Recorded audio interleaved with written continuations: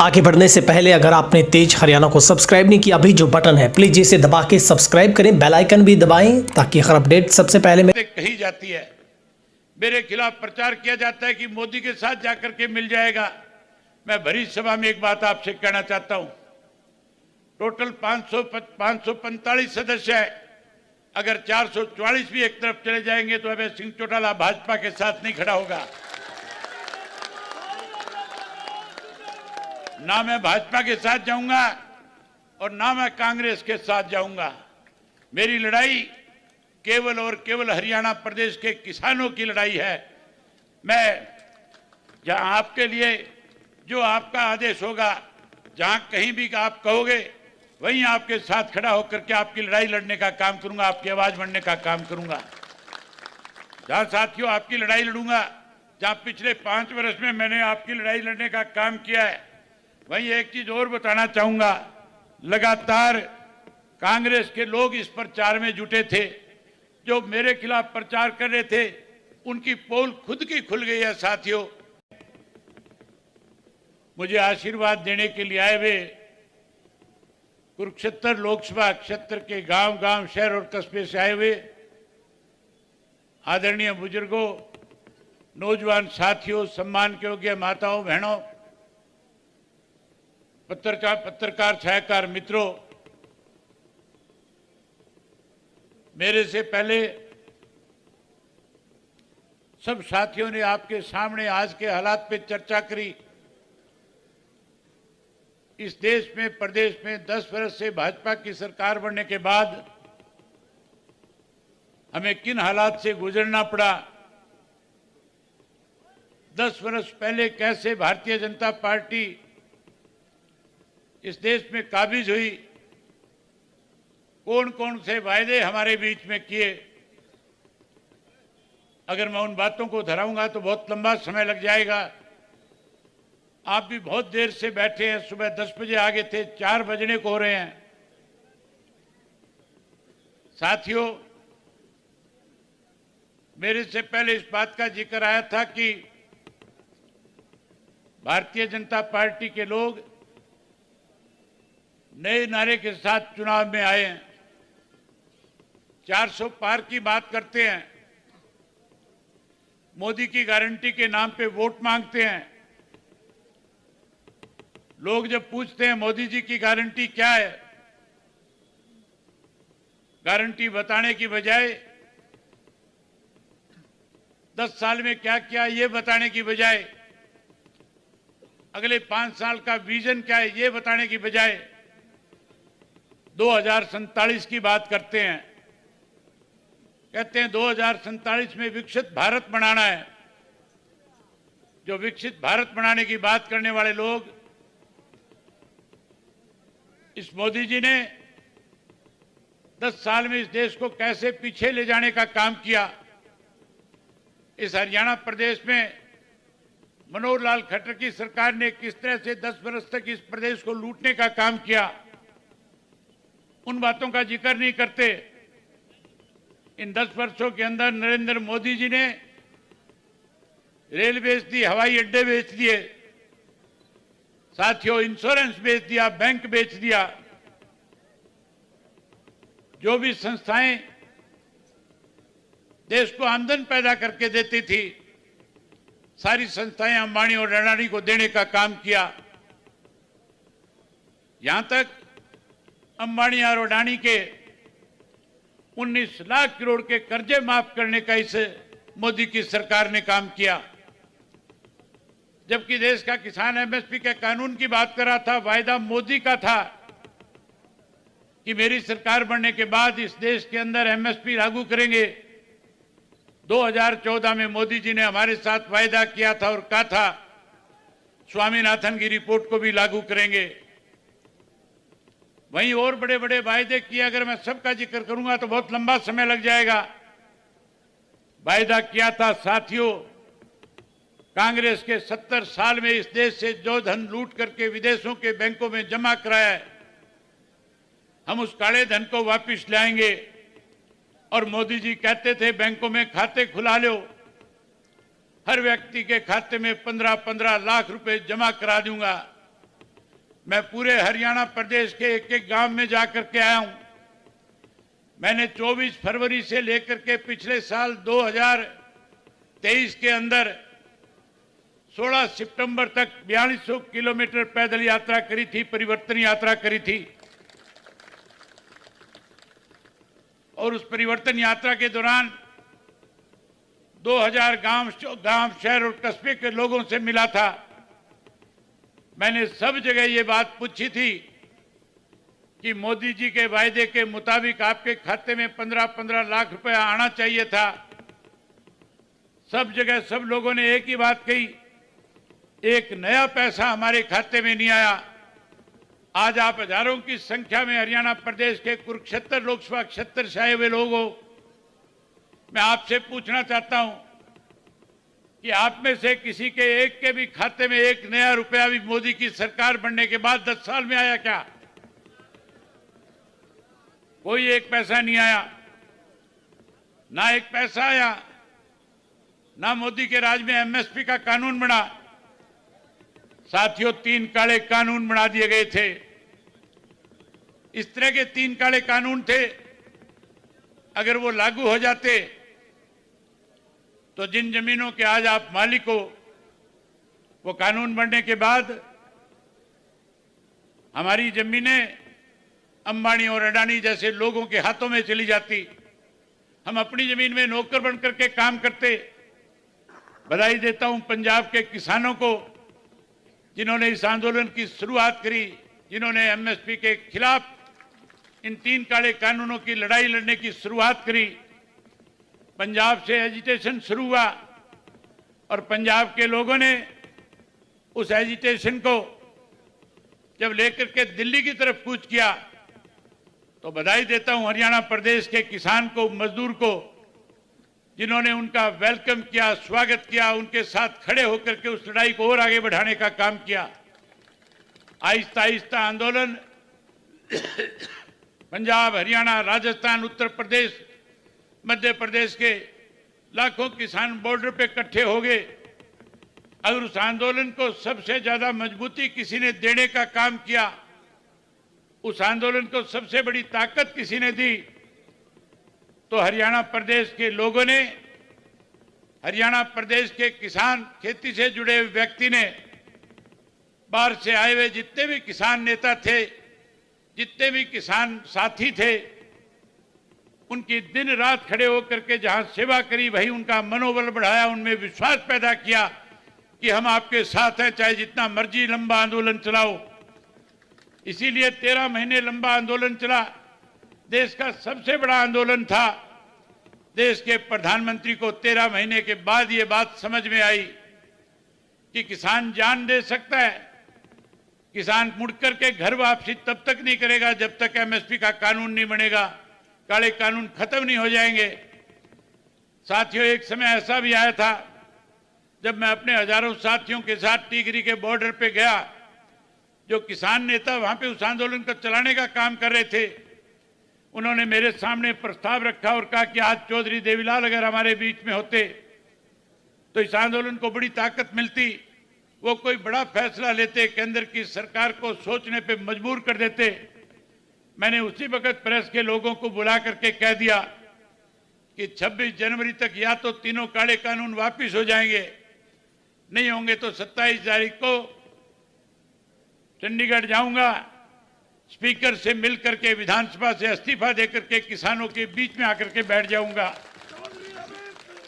जब मोदी जी को शाम को इस पर नहीं बना, इसलिए आज किसान परेशान है, मजदूर परेशान है, व्यापारी परेशान है, कर्मचारी परेशान है। अगर इस देश में किसी राजनीतिक व्यक्ति ने गारंटी दी और उस गारंटी को पूरा किया तो उस शख्स का नाम चौधरी देवीलाल था। याद करो, सन 1987 को समस्त हरियाणा सम्मेलन जींद में हो रहा था और चौधरी देवीलाल हरियाणा प्रदेश के लाखों लोगों से कह रहे थे कि अगर आप लोगों ने मेरे पे विश्वास व्यक्त किया, मुझे अगर सरकार बनाने का मौका दिया, सेवा करने का मौका दिया, तो हरियाणा प्रदेश के लोगों के सामने 3 गारंटियां करी थी पहली गारंटी दी थी कि हर बुजुर्ग को 100 रुपया माहवार बुजुर्ग की पेंशन करने का काम करूंगा। दूसरी गारंटी दी थी कि 10-10 हजार के कर्जे माफ करूंगा। तीसरी गारंटी चौधरी देवीलाल ने दी थी कि गरीब की बेटी की शादी में कोई दिक्कत नहीं आएगी। 5100 रुपये सरकार की तरफ से कन्यादान के भी देने का काम करूंगा। हरियाणा के लोगों ने विश्वास व्यक्त किया और चौधरी देवीलाल को सन 1987 के अंदर सत्ता सौंप दी। चौधरी देवीलाल ने सत्ता में आते ही सबसे पहले जो गारंटियां हरियाणा प्रदेश के लोगों को दी, उन गारंटियों को पूरा करने का काम किया। तीनों के तीनों वायदे पूरे किए, कर्जा माफ किया, पेंशन बढ़ाई और 5100 रुपये कन्यादान के रूप में देने का भी काम किया था। गारंटी चौधरी देवीलाल की थी, इसलिए पूरी हुई थी। मोदी जी की पहले की गारंटियां सारी की सारी जो थी वो झूठ के प्रमाण चढ़ गई। आज नई गारंटी की बात करते हैं साथियों, 400 पार की बात करते हैं। जहां 400 पार की बात करते हैं, हरियाणा प्रदेश छोटा प्रदेश है, 10 लोकसभा की सीटें हैं, 10 में से 6 कांग्रेस वाले जो हैं ये भारतीय जनता पार्टी कांग्रेस वालों से मांग करके लेकर के आई है। दूर जाने की जरूरत नहीं। कुरुक्षेत्र की लोकसभा की सीट से जो उम्मीदवार है वो 10 दिन पहले तक, जब तक भाजपा ने उसको उम्मीदवार नहीं बनाया था, कांग्रेस पार्टी में हुआ करता था। आप सारे इस बात के गवाह हो कि नवीन जिंदल पहले कांग्रेस पार्टी से लोकसभा का सदस्य कुरुक्षेत्र से चुन करके गया था। कांग्रेस में था कि नहीं था? पहले कांग्रेस में था। और मोदी जी ने यहीं पे उसके ऊपर आरोप लगाया था और कहा था कि नवीन जिंदल जो चुनाव लड़ रहा है, कांग्रेस का उम्मीदवार है। राजकुमार सैनी जो भाजपा की टिकट पे चुनाव लड़ रहा था, मनोहर लाल, इतने हमारे नरेंद्र मोदी जी ने ये कहा था कि साथियों मैंने खजाने के अंदर पैसा पड़ा देखा है, मैंने तिजोरी में गहने और सोना चांदी देखा है, लेकिन एक ऐसी तिजोरी भी है जिसके अंदर 45,000 करोड़ का कोयला है। सीधा सीधा इशारा नवीन जिंदल की तरफ था और ये कह रहा था कि जो खजाने नवीन जिंदल ने ले रखी है कोयले की, ये 45,000 करोड़ का कोयला ब्लैक में बेच करके खा गया। ये भी कहा था कि मेरी सरकार बन गई तो इस नवीन जिंदल से पाई पाई का हिसाब करूंगा और इसको जेल की सलाखों के पीछे डाल करके एक एक पैसा वसूल के लोगों पे खर्च करने का काम करूंगा। बड़ा आरोप लगाया था, लेकिन साथियों पहले उससे चंदा लिया गया। आपको पता है पिछले दिनों सुप्रीम कोर्ट के आदेश के ऊपर जो इलेक्ट्रॉनिक बॉन्ड्स की जो खबरें छपी, जो सारी डिटेल आई, उसमें सबसे ज्यादा पैसा अगर इकट्ठा किया गया बड़े बड़े लोगों को डरा के धमका करके, तो भारतीय जनता पार्टी ने सबसे ज्यादा पैसा इकट्ठा किया है। 6,007 करोड़ रुपया एक साल में इन्होंने लेने का काम किया। उसमें जिंदल का नाम भी है। पहले इससे पैसा लिया गया, फिर इसे डंडा दिखा करके पटका पहनाया गया और पटका पहना करके इन्होंने बीजेपी के दफ्तर में एक वॉशिंग मशीन रखी हुई है, उस मशीन में डाल दिया। 35 मिनट मशीन में घुमाया और 35 मिनट के बाद बाहर निकाल करके कहते हैं कोयला चोर कोहिनूर हो गया है। क्या है? जहां कोयला चोर को कोहिनूर बना दिया, जहां कोहिनूर कहा गया, वहीं साथियों एक बात और देखने की है। जो कोहिनूर जो था, उस कोहिनूर को यहां बुला करके एमपी का टिकट दे करके खड़ा कर दिया और यहां आने के बाद जिसके पास किसी भी तरह की कोई कमी नहीं है, जिसके अपने प्राइवेट जहाज हैं, हेलीकॉप्टर हैं, जो बढ़िया ऐशो आराम की जिंदगी जीता है, महीने के अंदर 25 दिन विदेशों में रहता है, बड़े बड़े कारखाने, हजारों करोड़ का मालिक है, उस हजारों करोड़ के आदमी को इस भारतीय जनता पार्टी वालों ने पिछले दिनों पल्लेदार बनाने का काम किया।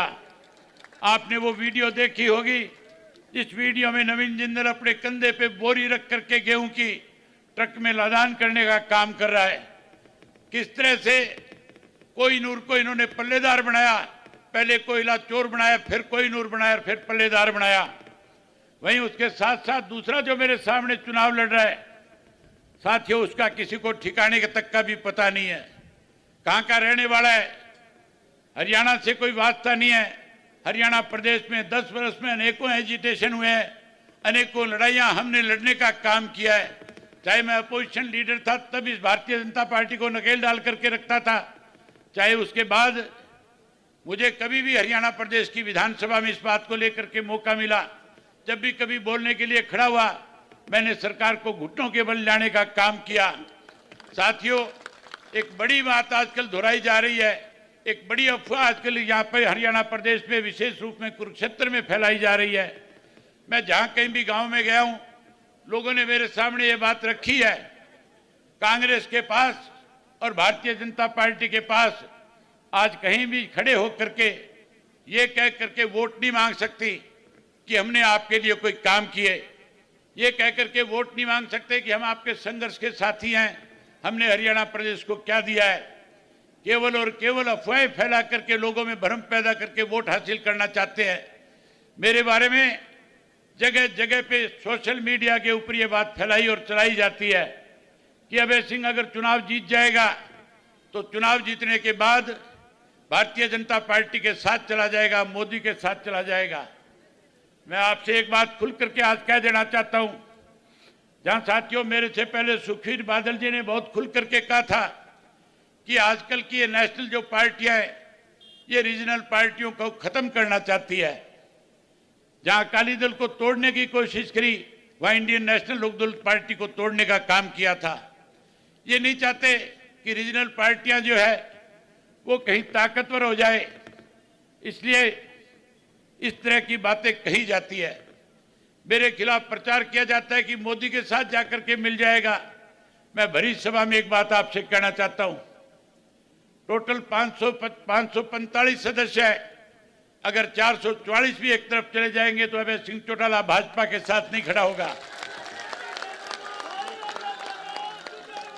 ना मैं भाजपा के साथ जाऊंगा और ना मैं कांग्रेस के साथ जाऊंगा। मेरी लड़ाई केवल और केवल हरियाणा प्रदेश के किसानों की लड़ाई है। मैं जहां आपके लिए जो आपका आदेश होगा, जहां कहीं भी आप कहोगे, वहीं आपके साथ खड़ा होकर के आपकी लड़ाई लड़ने का काम करूंगा, आपकी आवाज बनने का काम करूंगा। जहां साथियों आपकी लड़ाई लड़ूंगा, जहां पिछले 5 वर्ष में मैंने आपकी लड़ाई लड़ने का काम किया है, वहीं एक चीज और बताना चाहूंगा, लगातार कांग्रेस के लोग इस प्रचार में जुटे थे, जो मेरे खिलाफ प्रचार कर रहे थे, उनकी पोल खुद की खुल गई है। साथियों, आपके सामने बड़ा उदाहरण है करनाल की लोकसभा की सीट। आप याद करो, जब चुनाव की बिगुल बजा था, जब चुनाव की घोषणाएं हुई थी, मैंने प्रेस कॉन्फ्रेंस में मेरे से प्रेस के साथियों ने पूछा था कि अभय सिंह जी आपकी क्या राय है, आप क्या करोगे। मैंने उनसे कहा था कि हम 10 की 10 सीट पे चुनाव लड़ेंगे, और वहीं मैंने उनके सामने एक बात कही थी कि मनोहर लाल खट्टर अगर करनाल से चुनाव लड़ेगा तो मेरी जाती इच्छा है कि करनाल के अंदर हम सबको मिलकर के एक ऐसा उम्मीदवार खड़ा करना चाहिए जो मनोहर लाल खट्टर को चुनाव से बाहर करने का काम करे। मैंने खुल करके ये कहा था कि कांग्रेस के लोग अपना सर्वे कराएं, मैंने अपना सर्वे कराया। मैं रोज करनाल के लोगों से मिलता हूं, जाता आता हूं। जब भी कहीं लोगों से राजनीतिक बातचीत होती है, जब पूछा जाता है करनाल में कौन सबसे ज्यादा सक्षम उम्मीदवार है, सबसे मजबूत आधार किसका है, हर व्यक्ति की जबान से मैंने एक ही बात सुनी थी कि अगर वीरेंद्र मराठा साझा उम्मीदवार बनकर के आ जाए तो कोई नहीं हरा सकता। जब मेरे सामने ये बात आई तो मैंने प्रेस के माध्यम से कांग्रेस के लोगों को संदेश दिया और कहा कि अगर वीरेंद्र मराठा को कांग्रेस पार्टी भी अपना उम्मीदवार बना करके लेकर के आएगी तो इंडियन नेशनल लोकदल पार्टी कोई उम्मीदवार खड़ा नहीं करेगी, समर्थन देने का काम करेगी। जब हमने ये बात कही, वही कांग्रेस के लोगों के सामने शरद पवार जी जो गठबंधन के सबसे बड़े नेता है, उन्होंने भी ये बात दोहराई कि आप लोगों को इस पे विचार करना चाहिए और वीरेंद्र मराठा जी को टिकट देकर के चुनाव लड़ाना चाहिए। लेकिन कांग्रेस की नीयत में खोट थी, भूपेंद्र सिंह हुड्डा की नीयत में खोट है। हुड्डा नहीं चाहता कि भारतीय जनता पार्टी हरियाणा प्रदेश में कमजोर पड़े। इसलिए साथियों, इस भूपेंद्र सिंह हुड्डा ने ऐसा कैंडिडेट, ऐसा उम्मीदवार उतारा है जो करनाल का रहने वाला भी नहीं है, जो घुमाना का रहने वाला है, जो घुमाना का रहने वाला है, और उसके ऊपर एक ऐसा केस है जिसमें पीओ घोषित हुआ है। ये मान के चलो जो पीओ है उसको पुलिस पकड़ के ले जाएगी। और आपको पता है ये भाजपा वाले बड़े बड़ों को जमानत पे नहीं छूटने देते। वो तो बेचारा बड़ा छोटा सा आदमी है। इसलिए लगातार भूपेंद्र सिंह हुड्डा जो है मनोहर लाल खट्टर की मदद करने में लगा हुआ है। दूसरा उदाहरण और आपको बता देता हूं। सुभाष चंद्रा जब एमपी बना था राज्यसभा का, सोनिया गांधी जी से और हमारी आपस में बातचीत हुई थी। मैं अपोजिशन का लीडर था। उस वक्त में ये तय हुआ था हरियाणा की 2 सीटों पे चुनाव होना था। एक सीट के ऊपर भाजपा जीत रही थी, दूसरी सीट पे कांग्रेस और हम मिलकर के चुनाव लड़ रहे थे। हमारे दोनों के मिलकर के 37 वोट बनते थे। हमारा उम्मीदवार जीतना था। मैंने उनके सामने प्रस्ताव रखा और कहा था कोई ऐसा साझा व्यक्ति लेकर के आओ जिस पे आपको आपत्ति नहीं हो, हमें भी आपत्ति नहीं हो। साझा उम्मीदवार लाए, लेकिन सुभाष चंद्रा को जिताने के लिए भूपेंद्र सिंह हुड्डा ने अपना बैलेट पेपर भी खाली छोड़ने का काम किया था। जहां बैलेट पेपर खाली छोड़ा वहीं पेन की स्याही बदल करके 14 अपने साथी विधायकों के वोट कैंसिल करवाने का काम किया था। इस बात को लेकर के जब हमने सोनिया गांधी के पास उस कैंडिडेट से कहा कि जाओ शिकायत करो, तो सोनिया के भी हाथ खड़े हो गई थी, बेबस हो गई थी, वो भी नहीं चाहती थी। साथियों, मैं तो आपसे एक ही निवेदन और आग्रह करूंगा कि आज जितनी बड़ी संख्या में आप यहां पे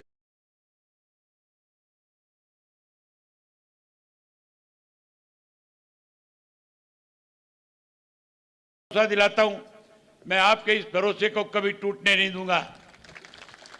मैं आपके इस विश्वास को कभी कम नहीं होने दूंगा। जहां साथियों बात भाजपा वाली है, एक बार फिर दोहराना चाहूंगा, आप लोगों को मेरी बात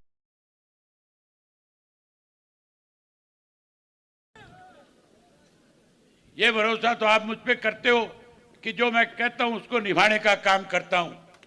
मैंने आज तक जो बात किसी के सामने रखी, मैंने उसका नफा और नुकसान कभी नहीं देखा था। मैंने जो वायदा लोगों के बीच में खड़े होकर के किया उसको हर हालत में पूरा करने का काम किया है। आज यही पहचान इंडियन नेशनल लोकदल पार्टी की सबसे बड़ी है कि इंडियन नेशनल लोकदल पार्टी के कार्यकर्ता को आज कहीं जाकर के शर्मिंदा नहीं होना पड़ता। मैं आपको विश्वास और भरोसा दिलाता हूं, जो विश्वास आप मेरे ऊपर करते हो इसको कभी टूटने नहीं दूंगा। हमेशा आपकी ताकत बन करके आपको ताकत देने का काम करूंगा। आप मुझे यहां से जिताओ, जैसे ही आप मुझे यहां से जिता करके भेजोगे, मैं दावे के साथ कह सकता हूं कि 4 महीने के बाद जब विधानसभा का चुनाव होगा, 4 महीने के बाद इंडियन नेशनल लोकदल पार्टी की हरियाणा प्रदेश में सरकार होगी। और तुम्हारी सरकार बनने के बाद चौधरी ओम प्रकाश चौटाला ने फिर 6-7 गारंटियां आपको दी है। जाकर के लोगों से कह देना जैसे ही सरकार बनेगी हम जो वायदे आज आपके सामने कर रहे हैं उनको पूरा करने का काम करेंगे। सरकार बनने के बाद जो पेंशन 100 रुपया है, जो हरियाणा प्रदेश के 5 लाख लोगों की पेंशन काट दी गई है, मैं आपके सामने भरी सभा में वायदा करता हूं हम उन 5 लाख लोगों को ब्याज के समेत पैसा उनके घर पहुंचाने का काम करेंगे। वहीं नई पेंशन बनाएंगे, जो 100 रुपये वाली आज 3000 है उसको 7500 रुपया करके बुजुर्गों का मान सम्मान करेंगे। वहीं उसके साथ साथ ये मेरी माताएं बहनें हजारों की संख्या में आज आई हुई है। इन माताओं बहनों के साथ मोदी ने धोखा किया था, कहा था गैस का सिलेंडर मुफ्त में दूंगा, मुफ्त में देने की बजाय महंगा कर दिया। मैं आपसे वायदा करता हूं सरकार बनने के बाद हम गैस का सिलेंडर हर महीने की 1 तारीख को आपके घर में मुफ्त में भेजा करेंगे। जहां गैस का सिलेंडर आपको फ्री में देंगे, वहीं 1100 रुपया हर गृहिणी के खाते में हर महीने की 1 तारीख को उसकी रसोई बढ़िया चले उसके लिए भी आया करेगा। वहीं उसके साथ साथ जिस गरीब आदमी के 9 लाख के पीले कार्ड काट दिए उनको बहाल करेंगे। चौधरी देवीलाल आवास योजना के तहत हर व्यक्ति को 100 गज के प्लाट में पक्का मकान बना करके देने का भी काम करेंगे। वही साथियों, आज बिजली के बिल ज्यादा आते हैं, बिजली के मीटर बाहर लगा रखे हैं। मैं भरी सभा में वायदा करके जा रहा हूं कि बिजली के मीटर जो बाहर लगे हुए हैं ये पाड़ करके मनोहर लाल खट्टर के घर